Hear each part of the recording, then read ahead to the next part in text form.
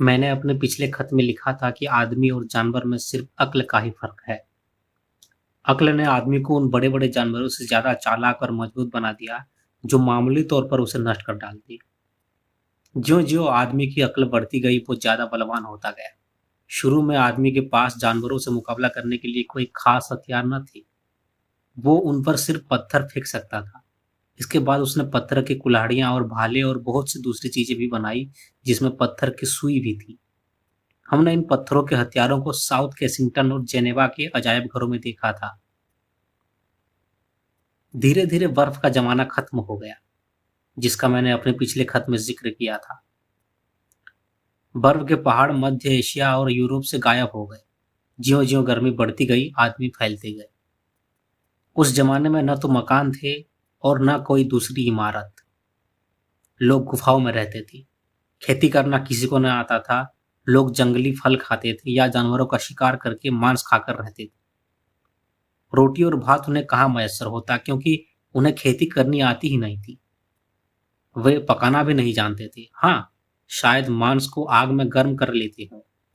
उनके पास पकाने के बर्तन जैसे कढ़ाई और पतीली भी न थी। एक बात बड़ी अजीब है, इन जंगली आदमियों को तस्वीर खींचना आता था। यह सच है कि उनके पास कागज, कलम, पेंसिल या ब्रश न थे।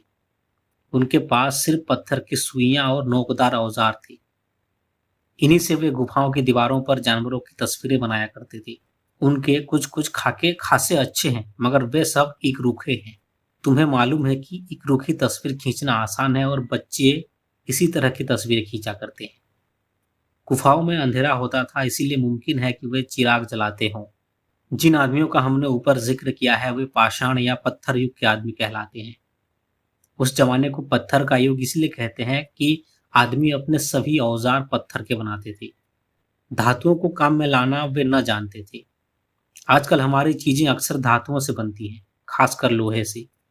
लेकिन उस जमाने पे किसी को लोहे या कांसे का पता न था, इसलिए पत्थर काम में लाया जाता था। हालांकि उससे कोई काम करना बहुत मुश्किल था। पाषाण युग के खत्म होने के पहले ही दुनिया की आबो हवा बदल गई और उसमें गर्मी आ गई।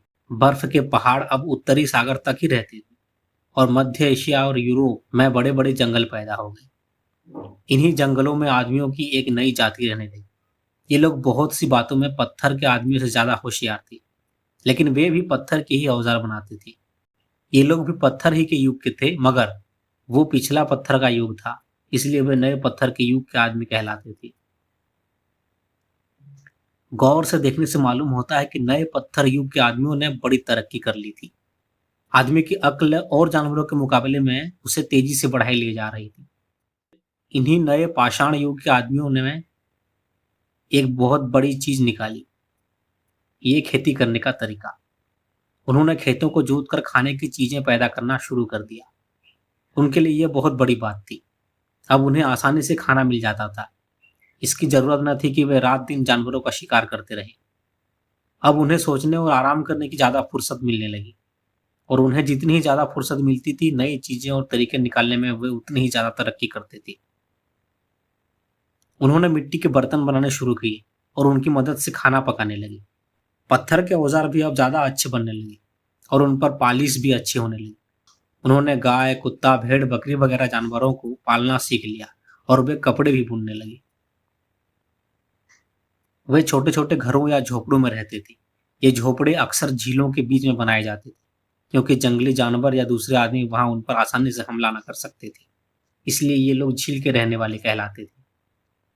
तुम्हें अचंभा होता है कि इन आदमियों के बारे में हमें इतनी बातें कैसे मालूम हो गई। उन्होंने कोई किताब तो लिखी नहीं, लेकिन मैं तुमसे पहले ही कह चुका हूं कि इन आदमियों का हाल जिस किताब में हमें मिलता है वो संसार का किताब है।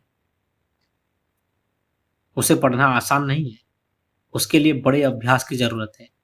बहुत से आदमियों ने इस किताब के पढ़ने में अपनी सारी उम्र खत्म कर दी है। उन्होंने बहुत सी हड्डियां और पुराने जमाने की बहुत सी निशानियां जमा कर दी है।